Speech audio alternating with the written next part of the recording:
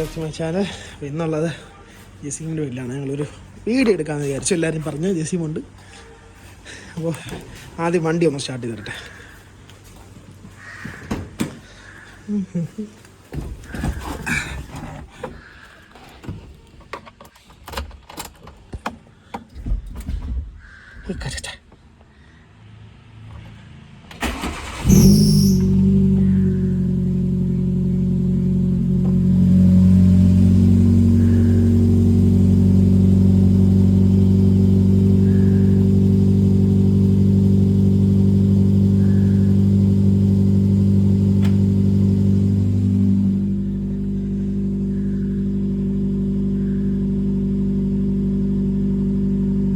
അപ്പോൾ മാക്സിമം വണ്ടി രാവിലെയും ഒരു ദിവസമോ 2 ദിവസമോ കഴിഞ്ഞിട്ടോ അല്ലെങ്കിൽ രാവിലെയൊക്കെ വണ്ടി സ്റ്റാർട്ട് ചെയ്യണമെന്നുണ്ടെങ്കിൽ ഇതുപോലെ ഒന്ന് ഐഡിൽ നിർത്തിക്കുക. ഇപ്പം RPM കയറിയൊക്കെയാണ്. ഇത് കുറച്ച് കഴിയുമ്പം ഈ RPM അങ്ങ് ഐഡിലാവും. അപ്പോൾ അത് ശ്രദ്ധിച്ചോണം കേട്ടോ എല്ലാവരും. കേട്ടോ ഇപ്പോൾ RPM കുറച്ചതാണ്.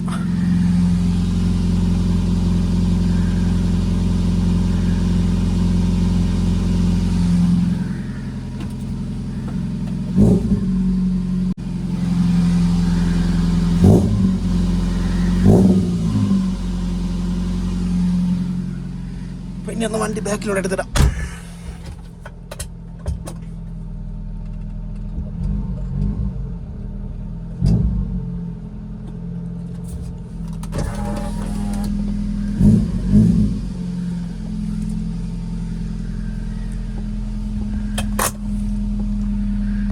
അപ്പോൾ ഇന്ന് ഈ വീഡിയോ എടുക്കുന്നതിൻ്റെ കാര്യം എന്ന് വെച്ച് കഴിഞ്ഞാൽ ഒരുപാട് പേര് ചോദിച്ചിട്ടുണ്ടായിരുന്നു വണ്ടി എങ്ങനെയാണ് നിങ്ങൾ സർവീസ് ചെയ്യുന്നത്, കാര്യങ്ങളൊക്കെ എങ്ങനെയാണ്, എത്രയിലാണ് ഓയിൽ ചേഞ്ച് ചെയ്യുന്നത്, ജനറൽ സർവീസ്, അതായത് ഈ ഓയിൽ ചേഞ്ച് ചെയ്യുന്ന സമയത്ത് എന്തൊക്കെ ചെക്ക് ചെയ്യുന്നുള്ളത്.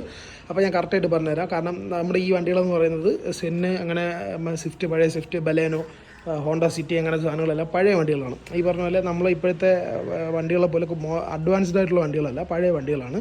അപ്പോൾ കാലപ്പഴക്ക കാരണം നമ്മളത് സർവീസ് ചെയ്യുമ്പോഴും ഓയിൽ മാറുമ്പോഴും കാര്യങ്ങളൊക്കെ ചെയ്യുമ്പോഴൊക്കെ ഒരുപാട് കാര്യങ്ങൾ നമ്മൾ ചെക്ക് ചെയ്യേണ്ടി വരും. അപ്പോൾ അതെന്തൊക്കെയാണെന്നുള്ളത് പറഞ്ഞുതരാം. ഇപ്പോൾ ഈ വണ്ടിയിൽ ഫസ്റ്റ് നമ്മൾ ആദ്യം യൂസ് ചെയ്തുകൊണ്ടിരുന്ന മോട്ടോറിൻ്റെ ഓയിലാണ്. ഇപ്പം നമ്മൾ മൊബൈൽ വണ്ണാണ് യൂസ് ചെയ്യുന്നത്. ഇപ്പം മൊബൈൽ വണ്ണാണ് നമ്മൾ യൂസ് ചെയ്യുന്നത് കേട്ടോ. അപ്പോൾ ജെസിമിനെ അപേക്ഷിച്ച് ജെസിം ഇപ്പോൾ 10,000 കിലോമീറ്റർ ഓടാന്നുള്ള ഓയിലായപ്പോലും അവൻ കറക്റ്റ് 5,000 കിലോമീറ്ററിൽ വണ്ടിയിൽ ഓയിൽ മാറും. അപ്പോൾ അതായിരിക്കും ഏറ്റവും കൂടുതൽ ബെറ്റർ. ഞാൻ പഴയ വണ്ടിയിലുള്ള കാര്യമാണ് പറയുന്നത്, പുതിയ വണ്ടിയുടെ കാര്യമല്ല പറയുന്നത്.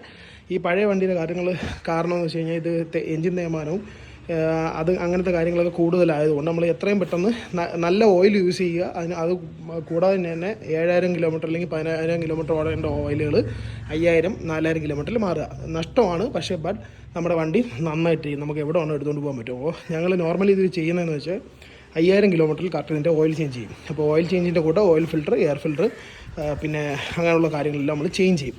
പിന്നെ അതിൻ്റെ കൂട്ടത്തിൽ നമ്മൾ ചെക്ക് ചെയ്യുന്ന കാര്യങ്ങളാണ് നമ്മൾ ബ്രേക്സ് നോക്കും.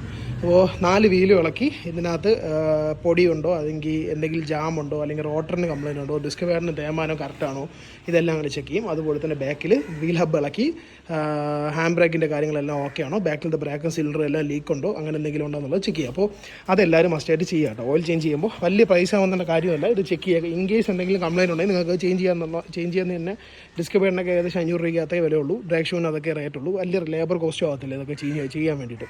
അപ്പോൾ ബ്രേക്ക് ചെക്ക് ചെയ്യുന്നതിൻ്റെ കൂട്ടത്തിൽ വീൽ ബെയറിങ്, ബാക്കിലത്തെ വീൽ ബെയറിങ്ങും ഫ്രണ്ട് വീൽ ബെയറിങ്ങും ചെക്ക് ചെയ്യുക കേട്ടോ. അപ്പോൾ ഈ പറഞ്ഞ പോലെ ഓയിൽ ചേഞ്ച് ചെയ്യുന്നതിൻ്റെ കൂട്ടത്തിൽ ബ്രേക്സ് ചെക്ക് ചെയ്യുക, ഫ്രണ്ടും ബാക്കും ബ്രേക്സ് ചെക്ക് ചെയ്യുക. പിന്നെ അതിൻ്റെ കൂട്ടത്തിൽ വണ്ടിയുടെ സ്പാർക്ക് പ്ലഗോ അല്ലെങ്കിൽ എന്തെങ്കിലും ഓയിൽ ലീക്കോ കാര്യങ്ങൾ എന്തെങ്കിലും ഉണ്ടാകും നോക്കുക. പിന്നെ സ്പാർക്ക് പ്ലഗും കാര്യങ്ങളൊക്കെ ഈ പറയുന്ന പോലെ എല്ലാ ഒരു 15,000 കിലോമീറ്ററിലും ചെക്ക് ചെയ്ത് നോക്കുക. മാറേണ്ടി വന്നു കഴിഞ്ഞാൽ മാറുക. ഈ സ്പാർക്ക് പ്ലഗിനൊക്കെ 4 എണ്ണത്തിന് 1,000 രൂപയ്ക്ക് അകത്തേ ആവത്തുള്ളൂ കേട്ടോ. അപ്പോൾ അത് ചെക്ക് ചെയ്യുക. പിന്നെ വീൽ അലൈൻമെൻറ്റ് മേജറായിട്ടുള്ളൊരു കാര്യമാണ്. വീൽ അലൈൻമെൻറ്റ് മാക്സിമം എല്ലാവരും ഒരു 10,000 കിലോമീറ്റർ തന്നെ ചെയ്യാൻ നോക്കുക. കാരണം ഇങ്ങനെ ലോവർ ചെയ്ത് ലോ പ്രൊഫൈൽ ടയേഴ്സും വേറെ വെയിറ്റ് കൂടിയ അലോയ്സാണ്. ഇത് കമ്പനി സിഡിയർ അലോയ്സാണ്. പക്ഷേ ഇതിന് നോർമൽ അലോയ്സിനേക്കാളും വെയിറ്റ് കൂടുതലാണ്, പക്ഷേ സ്ട്രോങ്ങുമാണ്. നമ്മുടെ ഈ ആഫ്റ്റർ മാർക്കറ്റ് അലോയ്സിനെ പോലെ വെയിറ്റ് കുറവായിരിക്കത്തില്ല, വെയിറ്റ് കൂടുതലാണ്, പക്ഷേ അതുപോലെ തന്നെ സ്ട്രോങ്ങുമാണ്. നമുക്ക് കട്ടറിലൊക്കെ വീണ് കഴിഞ്ഞാൽ ഇതിനങ്ങനെ ഡാമേജ് വരത്തില്ല. അങ്ങനെ ഒരു ഉപയോഗം ഈ അലോയ്സിനുണ്ട്. അപ്പോൾ അതുകൊണ്ട് തന്നെ വീൽ അലൈൻമെൻറ്റ് പോകാൻ ചാൻസ് കൂടുതലാണ്. അപ്പോൾ എല്ലാ 10,000 കിലോമീറ്ററിൽ എല്ലാവരും വീൽ അലൈൻമെൻറ്റ് ചെക്ക് ചെയ്യുന്നത് ബെറ്റർ ആയിരിക്കും. വലിയ പൈസയൊന്നും ആവത്തില്ല. ഇവിടെയൊക്കെ നമുക്ക് 450 രൂപ, 500 രൂപയ്ക്ക് എത്ര രൂപ അവിടെ വീൽ അലൈൻമെൻറ്റ് ഇവിടെ? ഒരു 400 രൂപ. വീൽ ബാലൻസിങ് എല്ലാം ഉണ്ടെങ്കിൽ 1000 രൂപയ്ക്ക് പുറത്താവും. അപ്പോൾ ഈ പറഞ്ഞ പോലെ വീൽ ബാലൻസിങ്ങും അലൈൻമെൻറ്റ് പറ്റുമെങ്കിൽ എല്ലാ 10,000 കിലോമീറ്ററിൽ ചെയ്യാൻ നോക്കുക. കാരണം അല്ലെന്നുണ്ടെങ്കിൽ ടയറിന് വെട്ടി തേയൽ വരും. ഈ ടയറിന് വേറെ ടയർ കൂടുതലായിരിക്കും. അപ്പോൾ അതുകൊണ്ട് വീൽ അലൈൻമെൻറ്റ് എല്ലാവരും ചെയ്യാൻ ശ്രമിക്കുക. പിന്നെ അതിൻ്റെ കൂട്ടത്തിൽ ഇലക്ട്രിക് പരമായിട്ടും പറ്റുമെങ്കിൽ നിങ്ങൾക്കറിയാവുന്നുണ്ടെങ്കിൽ അങ്ങനെ ഇലക്ട്രിക് പരമായിട്ടെല്ലാം നോക്കുക. അതിൻ്റെ കൂട്ടത്തിൽ ഗ്രീസിങ് ഉണ്ട്. എന്ന് വെച്ചാൽ നമ്മുടെ ഈ ഷോക്കിൻ്റെ മേലത്തെ നമ്മുടെ ഇതുണ്ടല്ലോ, ഇവിടുത്തെ കണക്ഷനുണ്ട്. അപ്പോൾ അതിനകത്തൊക്കെ പറ്റുമെങ്കിൽ ഗ്രീസ് ചെയ്ത് കൊടുക്കുക. കാരണം ഇതിലൊക്കെ തുരുമ്പ് കയറി കഴിഞ്ഞ് കഴിഞ്ഞാൽ പിന്നെ ബോൾട്ട് പൊട്ടി വരിക എന്നുള്ള ഓപ്ഷനുണ്ട്. അങ്ങനെ കുറേ പ്രശ്നമുണ്ട്. അത് ഈ പറയുന്ന പോലെ ഒരുപാട് പേർക്ക് അറിയത്തില്ല. കാരണം ഇത് എൻജിൻ ബൈക്കകത്തേക്ക് നമ്മൾ വണ്ടി കഴിയുമ്പോഴൊക്കെ ഈ നമ്മളെ ഇതിനെ തുറന്ന് കാണിച്ചിടും. മിനിറ്റ്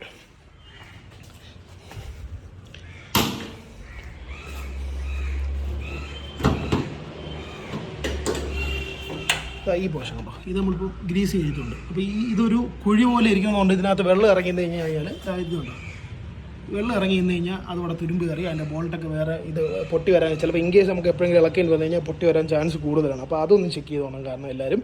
പിന്നെ അതിൻ്റെ കൂട്ടത്തിൽ ഈ ബ്രേക്ക് ഫ്ലൂയിഡും, ഈ ബ്രേക്ക് ഫ്ലൂയിഡ് കട്ടിയായി കഴിഞ്ഞാൽ നമുക്ക് ബ്രേക്ക് കിട്ടത്തില്ല. ബ്രേക്ക് നല്ല കട്ടിയായിട്ട് നിൽക്കും, പക്ഷേ വണ്ടി ചവിട്ടിയാൽ നിൽക്കത്തില്ല. വണ്ടി ഫ്രണ്ടിലോട്ട് തന്നെ മൂവ്മെൻറ്റ് ഉണ്ടായിരിക്കും, വണ്ടി സ്റ്റോപ്പ് ആകത്തില്ല, ഇങ്ങനെ നീങ്ങിക്കൊണ്ട് തന്നെ നിൽക്കും. അപ്പോൾ അത് പറ്റുമെങ്കിൽ എല്ലാ 15,000 കിലോമീറ്റർ 20,000 കിലോമീറ്ററിലും അതും ചെക്ക് ചെയ്യുക. അപ്പോൾ നോർമലി എല്ലാവരും സർവീസ് ചെയ്യുമ്പോൾ വണ്ടിയുടെ ഓയിൽ ചേഞ്ച് ചെയ്യുമ്പോൾ ഓയിലും ഓയിൽ ഫിൽറ്റർ എയർ ഫിൽറ്റർ മാത്രമല്ല മാറേണ്ടത്, ഇതുപോലെ ബ്രേക്സും വണ്ടിയുടെ അലൈൻമെൻറ്റ് കാര്യങ്ങളിതെല്ലാം ചെക്ക് ചെയ്യുക. അലൈൻമെൻറ്റൊക്കെ ഈ പറഞ്ഞ പോലെ 5,000 കിലോമീറ്റർ ചെയ്യാൻ വേണ്ടിയിട്ട് ഞാൻ പറയത്തില്ല.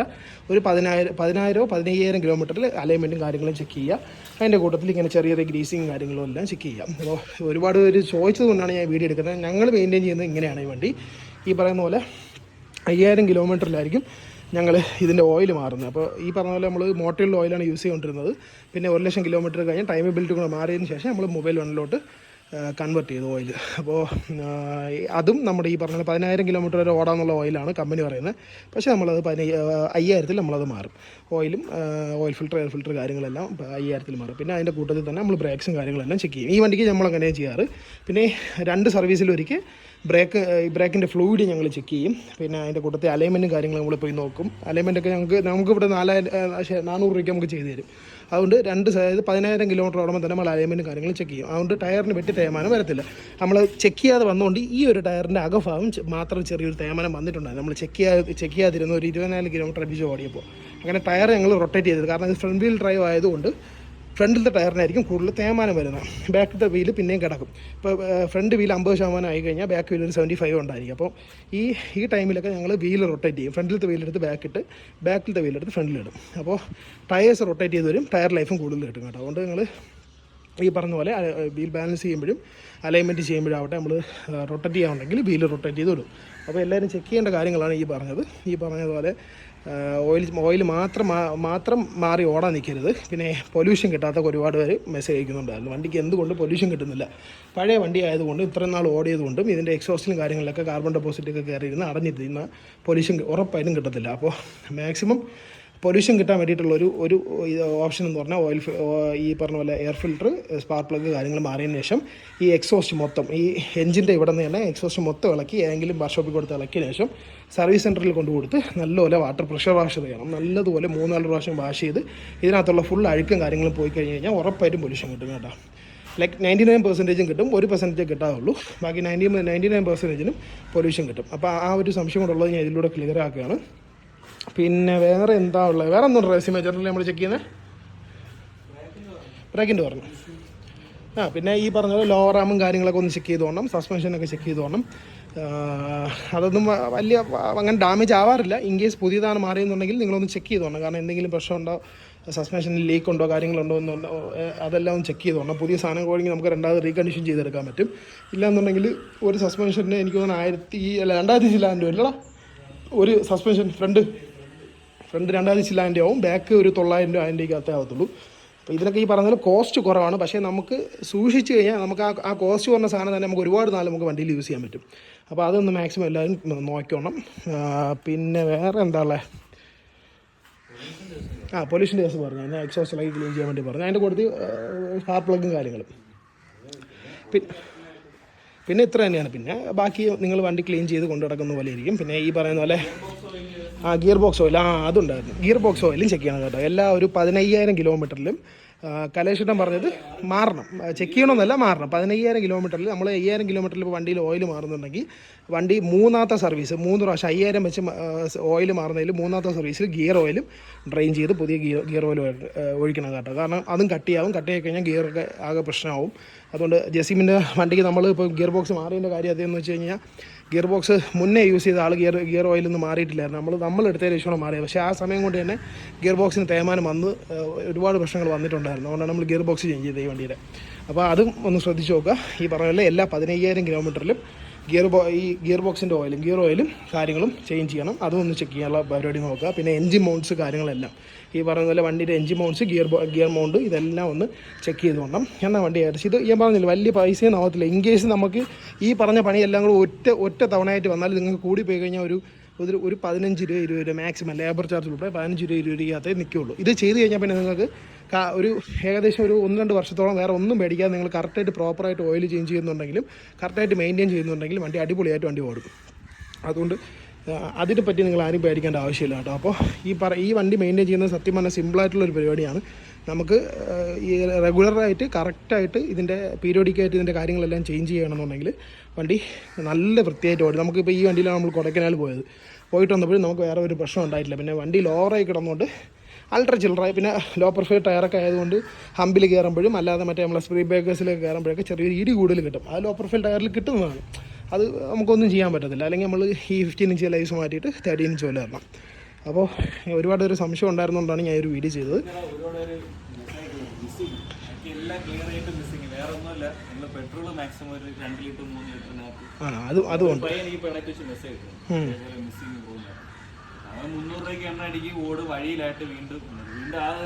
അതുകൊണ്ട് അത് ഈ പറഞ്ഞ പോലെ ഇതിൻ്റെ ഫ്യൂൽ പമ്പ് കംപ്ലൈൻ്റ് ആവാനുള്ള ചാൻസാണ്. ഈ പറഞ്ഞ പോലെ എപ്പോഴും വണ്ടിയിൽ ഒരു 500 രൂപ അല്ലെങ്കിൽ ഒരു 6 ലിറ്ററോ 7 ലിറ്ററിൽ കൂടുതൽ വണ്ടിയിൽ പെട്രോൾ എപ്പോഴും മെയിൻറ്റെയിൻ ചെയ്യുക. കാരണം അല്ലാന്നുണ്ടെങ്കിൽ ഫ്യൂൽ പമ്പ് കംപ്ലൈൻ്റ് ആവാൻ ചാൻസ് ഉണ്ട്. അല്ലാന്നുണ്ടെങ്കിൽ നിങ്ങൾ ഒരു തേരിപ്പുറത്ത് കൊണ്ട് വണ്ടി നിർത്തുകയാണെന്നുണ്ടെങ്കിൽ അല്ലെങ്കിൽ ചരിച്ചിട്ടാൽ തന്നെ വണ്ടി പെട്രോൾ കറക്റ്റ് ടാങ്കിനകത്ത് ഇല്ലാന്നുണ്ടെങ്കിൽ പമ്പ് വർക്കാവത്തില്ല, പമ്പിൽ എണ്ണ കയറത്തില്ല, വണ്ടി സ്റ്റാർട്ടാവില്ല, വണ്ടി മിസ്സിങ് അടിച്ച് നിൽക്കും. അപ്പോൾ മാക്സിമം ഈ പറഞ്ഞ പോലെ ഒരു 10 ലിറ്ററോ അല്ലെങ്കിൽ ഒരു 6 ലിറ്ററോ 7 ലിറ്ററോ വണ്ടിയിൽ എപ്പോഴും പെട്രോൾ മെയിൻറ്റെയിൻ ചെയ്യുക. ഇവൻ്റെ കയ്യിലൊരു 100-500 രൂപ പെട്രോൾ എപ്പോഴും വണ്ടിയിൽ കാണും. ഈ വണ്ടിയിൽ എപ്പോഴും ഉണ്ടാവും. നമ്മൾ പിന്നെ എന്തെങ്കിലും ആവശ്യം ഉണ്ടെങ്കിൽ 1000 രൂപ 2000 രൂപയ്ക്ക് അടിച്ചാണ് നമ്മൾ പുറത്ത് പോകുന്നത്. ഇപ്പോൾ കൊടൈക്കനാൽ പോയിട്ട് വന്നപ്പോൾ നമുക്ക് എല്ലാം കൂടെ പെട്രോൾ എക്സ്പെൻസ് മാത്രം ഏകദേശം എത്ര രൂപ 5500 രൂപ നമുക്ക് പെട്രോൾ എക്സ്പെൻസ് മാത്രമായിട്ടുള്ളൂ. കൊടൈക്കനാൽ പോയിട്ട് വന്നത് അപ്പ് ആൻഡ് ഡൗൺ ഏകദേശം ഒരു 700 ചില്ലാന കിലോമീറ്റർ 800 കിലോമീറ്റർ ഉണ്ടായിരുന്നു. മെയിൻ്റെനൻസ് കാര്യങ്ങൾ നിങ്ങൾ പ്രോപ്പറായിട്ട് ചെയ്താൽ മതി. എന്തെങ്കിലും ഡൗട്ട് ഉണ്ടെങ്കിൽ നിങ്ങൾ എനിക്ക് മെസ്സേജ് അയച്ചാൽ മതി. എനിക്കോ ജസീമിനോ ആർക്കെന്ന് വെച്ചാൽ മെസ്സേജ് അയച്ചാൽ അല്ലെങ്കിൽ കമൻറ്റ് സെക്ഷനിൽ വെച്ച് ചോദിച്ചാലും മതി, ഞങ്ങൾ പറഞ്ഞുതരാം. അപ്പോൾ ഇന്നത്തെ വീഡിയോ ഇത്രയേ ഉള്ളൂ. പിന്നെ എൻ്റെ ഒരു ഫ്രണ്ട് ദുബായിലുണ്ട്, പുള്ളിക്കാരി ഉൾപ്പെടെ ഈ വീഡിയോയിൽ പുള്ളിക്കാരി കാര്യം പ്രത്യേകിച്ച് പറയണമെന്ന് പറഞ്ഞു. കാരണം ഈ ഏത് വീഡിയോ ഇട്ടാലും പുള്ളിക്കാരി കാണുന്നുണ്ട്. പുള്ളിക്കാരി ഫ്രണ്ട്സിനെല്ലാം എല്ലാവർക്കും വീഡിയോസ് ഇഷ്ടമാണ്. അതുകൊണ്ടാണ് പുള്ളിക്കാരി കാര്യത്തിൽ എടുത്ത് പറഞ്ഞത്. പിന്നെ വേറൊന്നും രസീമേ, ഇന്നത്തെ വീഡിയോ ഇത്രയേ ഉള്ളൂ. അപ്പോൾ എന്തെങ്കിലും സംശയം ഉണ്ടെങ്കിൽ നിങ്ങൾ ചോദിക്കുക. അപ്പോൾ വീഡിയോ ഇഷ്ടപ്പെട്ടെങ്കിൽ ഉറപ്പായിട്ടും സബ്സ്ക്രൈബ് ചെയ്യുക, ഷെയർ ചെയ്യുക, കമൻറ്റ് ചെയ്യുക. അപ്പോൾ ബൈ ഗായ്സ്, അടുത്ത വീഡിയോ കാണാം. അതുവരെ ബൈ, ടേക്ക് കെയർ.